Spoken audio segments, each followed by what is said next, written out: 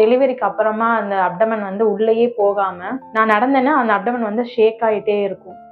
வீட்டை விட்டு வெளியில போறதே வந்து நான் அவாய்ட் பண்ணிட்டேன். எல்லாருமே ஃபர்ஸ்ட் ஃபேஸ் டு ஃபேஸ் பார்த்தே பேச மாட்டாங்க. நான் நடந்து போனேன்னா என்னோட அப்டமனை தான் பார்ப்பாங்க. எந்த ட்ரெஸ்ஸுமே எனக்கு போட முடியாது. போட்டேன்னா வயிறுக்கு கீழே வந்து ட்ரெஸ் இறங்கவே இறங்காது.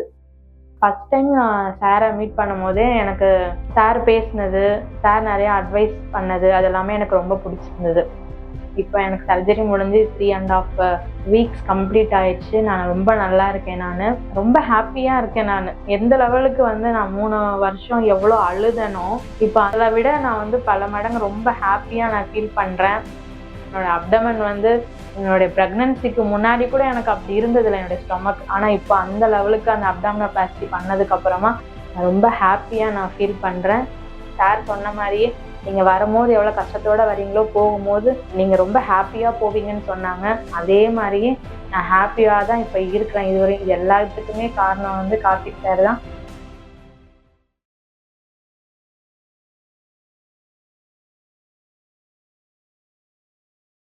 பிஃபோர் ப்ரெக்னன்சி வந்து என்னுடைய அப்டமன் வந்து அவ்வளோ ரொம்ப பெருசா தெரியாது. ஆனா பெல்லி இருக்கும். ஆஃப்டர் 9 மந்த் ப்ரெக்னன்சி எப்போ பார்த்தீங்கன்னா என்னுடைய அப்டமன் வந்து ரொம்ப பெருசா இருந்தது. டெலிவரிக்கு அப்புறமா அந்த அப்டமன் வந்து உள்ளேயே போகாம ரொம்ப பெருசா எனக்கு ஆகிட்டு கீழே இறங்குற மாதிரி ஆயிடுச்சு. ஆனா உள்ள எனக்கு எந்த ப்ராப்ளமும் இல்லை. வெளியில என்னுடைய ஸ்கின் வந்து ரொம்ப சாகியா இருந்தது. நான் நடந்தேன்னா அந்த அப்டமன் வந்து ஷேக் ஆகிட்டே இருக்கும். அது வந்து நான் கைனகாலஜி ஒருத்தவங்களை ரெகுலரா பார்த்துட்டு இருந்தேன். அந்த டாக்டர் வந்து பார்த்துட்டு நீங்க யாராவது பிளாஸ்டிக் சர்ஜனை பாருங்க அப்படின்னு சொல்லிட்டு அட்வைஸ் பண்ணியிருந்தாங்க. யூடியூப்ல பார்க்கும்போது தான் சாரை பத்தின வீடியோஸ்லாம் நிறைய வந்தது.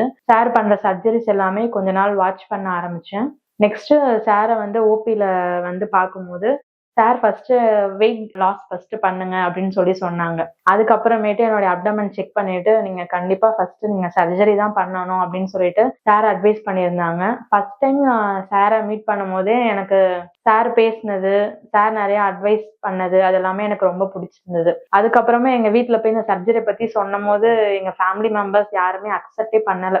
வேணா பண்ணக்கூடாது. ஏன்னா நம்மளுக்கு தெரிஞ்ச இந்த அப்டாமினோபிளாஸ்டி வந்து யாருமே பண்ணதில்லை. நான் தான் ஃபர்ஸ்ட்ன்ற போது எங்க வீட்டுல யாருமே அக்செப்ட் பண்ணவே இல்லை. இருந்தாலும் எனக்கு வந்து நான் சர்ஜரி பண்ணணும் அப்படின்ற ஒரு கட்டாயம் மைண்ட் செட் பண்ணிட்டேன். நான் சர்ஜரி கட்டாயம் நான் பண்ணியே ஆகணும் அப்படின்னு சொல்லிட்டு சென்னை பிளாஸ்டிக் சர்ஜரியில இருந்து போடுற வீடியோஸ் எல்லாமே நான் வாட்ச் பண்ணேன். ப்ரீவியஸா அப்டாமினோபிளாஸ்டி பண்ற சர்ஜரி எல்லாமே பார்த்து நான் ஒரு மைண்ட் செட் பண்ணி வச்சிருந்தேன். இருந்தாலும் கொஞ்ச நாள் எனக்கு வந்து அந்த சர்ஜரிக்கு வந்து நான் டைம் எடுக்க ஒரு 10 மந்த் கிட்ட எனக்கு டைம் எடுத்தேன் நான்.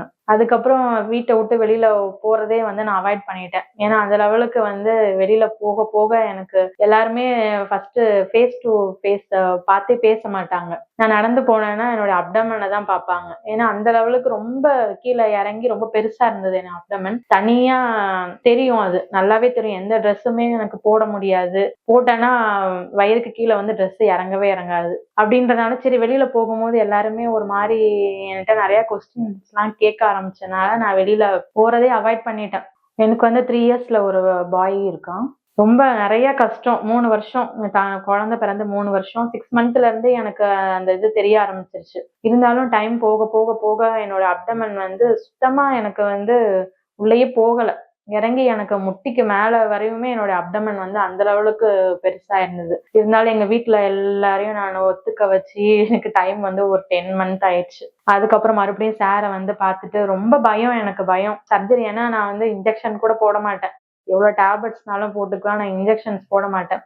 அந்த சர்ஜரி வேற சார் வந்து 7 hours கிட்ட ஆகும் அப்படி இப்படின்னு சொன்ன உடனே திருப்பி நம்ம சர்ஜரி பண்ணதுக்கு அப்புறம் நம்ம ஃபர்ஸ்ட் உயிரோட வருவோமா அப்படின்ற அந்த ஒரு மனசுக்குள்ள அவ்வளவு ஒரு பயம் இருந்துட்டே இருந்தது. ஆனா இருந்தாலும் இங்க வரும்போது எல்லாமே சாரை பார்க்கும் போதெல்லாம் ஒரு மனச ஒரு கான்பிடென்ட் கிடைக்கும். சார் பேசும்போது நம்ம கண்டிப்பா நம்ம நல்லா ஆயிடுவோம் அப்படின்ற அந்த ஒரு இது.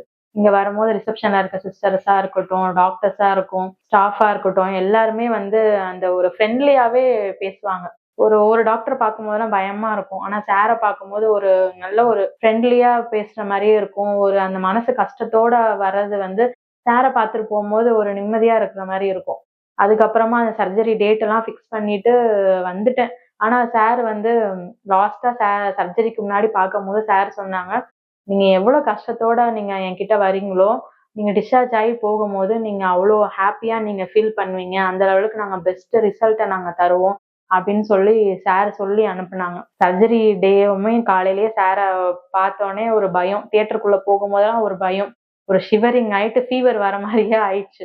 ஆனா உள்ள போனதுக்கு அப்புறம் அனஸ்தெடிக் டாக்டரா இருந்தாலும் சரி, கார்த்திக் சாரா இருந்தாலும் சரி, உள்ள இருக்க சிஸ்டர்ஸா இருந்தாலும் சரி, எல்லாருமே தியேட்டர் உள்ள போற வரையும் தான் ரொம்ப பயம்.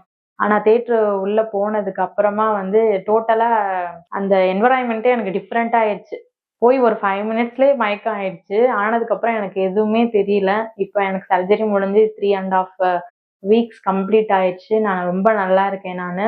எப்படி சொல்றதுன்னா, ரொம்ப ஹாப்பியா இருக்கேன் நானு. எந்த லெவலுக்கு வந்து நான் 3 வருஷம் எவ்வளோ அழுதனோ, இப்ப அதுல விட நான் வந்து பல மடங்கு ரொம்ப ஹாப்பியா நான் ஃபீல் பண்றேன். நான் ரொம்ப ரிஸ்க் ஆகும் அப்படின்னு நெனச்சு ஃபீல் பண்ணேன். ஆனா, எனக்கு இப்ப நல்லா கியூர் ஆயிடுச்சு. என்னோட அப்டமன் வந்து என்னுடைய பிரெக்னன்சிக்கு முன்னாடி கூட எனக்கு அப்படி இருந்ததில்ல என்னுடைய ஸ்டொமக். ஆனா, இப்ப அந்த லெவலுக்கு அந்த அப்டாமினோபிளாஸ்டி பண்ணதுக்கு அப்புறமா ரொம்ப ஹாப்பியா நான் ஃபீல் பண்றேன். நெக்ஸ்ட் சாருக்கு வந்து நான் ரொம்ப தேங்க்ஸ் சொல்றேன். சென்னை பிளாஸ்டிக் சர்ஜரியில உள்ள அந்த டீம்ஸ், டாக்டர், சிஸ்டர்ஸ், தியேட்டர்ல அனஸ்தெடிக் டாக்டர், தியேட்டர்ல இருந்த ஸ்டாஃப் எல்லாருக்குமே நான் ரொம்ப நன்றி சொல்றேன் நானு. நெக்ஸ்ட் என்னைய மாரி யாரெல்லாம் நீங்க கஷ்டப்படுறீங்களோ, நிச்சயமா நீங்க வந்து சென்னை பிளாஸ்டிக் சர்ஜரி நீங்க கட்டாயம் நீங்க வாங்க. ஏன்னா நான் வந்து எப்படினாலும் பண்ணி ஆகணுன்ற அந்த ஒரு கட்டாயத்துல வந்து வந்தனால தான் நான் வந்து இந்த லெவலுக்கு ரொம்ப ஹாப்பியா ஃபீல் பண்றேன். தயவு செஞ்சு என்னைய மாரி ப்ராப்ளம் இருக்கிறவங்க யாரா இருந்தா, ஏன்னா உங்களுடைய அப்டமன் வந்து இப்ப உங்களுக்கு தெரியல. ஃபர்ஸ்ட் நீங்க என்னைய பார்த்திருந்தீங்கன்னா, ஒரு வித்தியாசமான ஒரு ஒரு ஆளா தான் தெரிஞ்சிருப்பேன். ஆனா அந்த லெவலுக்கு இருக்கிற நான் வந்து இப்போ என்னோட டிரான்ஸ்ஃபர்மேஷன் வந்து ரொம்ப பெருசு.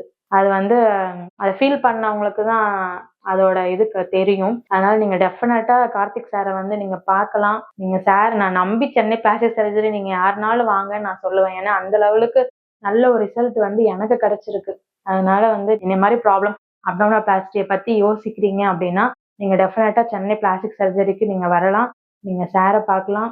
சென்னை பிளாஸ்டிக் சர்ஜரி டீமுக்கு என்னோட தேங்க்ஸ் நான் சொல்லுவேன். என்னைக்குமே நான் கார்த்திக் சார வந்து என்னோட லைஃப் லாங் நிச்சயமா நான் மறக்க மாட்டேன். அந்த லெவலுக்கு நான் சார வந்து அவ்வளோ நம்பி வந்தேன். சார் சொன்ன மாரியே நீங்க வரும்போது எவ்வளோ கஷ்டத்தோட வரீங்களோ, போகும்போது நீங்க ரொம்ப ஹாப்பியா போவீங்கன்னு சொன்னாங்க.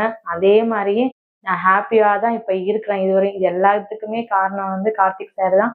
கார்த்திக் சாருக்கு வந்து என்னோட தேங்க்ஸ் சொல்றேன். Thank you.